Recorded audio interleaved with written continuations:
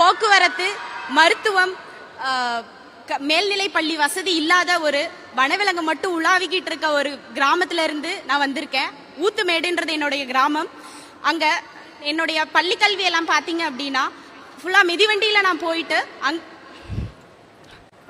தினமும் 16 கிலோமீட்டர் மிதிவண்டியில போய் தான் என்னுடைய ஆறாம் வகுப்பு முதல் 12ஆம் வகுப்பு வரை என்னுடைய கல்வி முடிக்கிற மாதிரி இருந்துச்சு.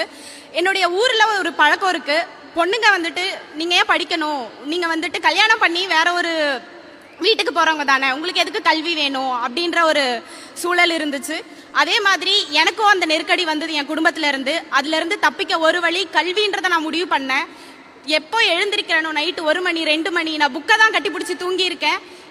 10th 11th 12th school first வாங்கினேன். ஸ்கூல் ஃபர்ஸ்ட் வாங்கின பிறகு என்னுடைய பள்ளி ஆசிரியர் மூலமா எனக்கு அகரம்னு ஒன்று தெரிய வந்துச்சு.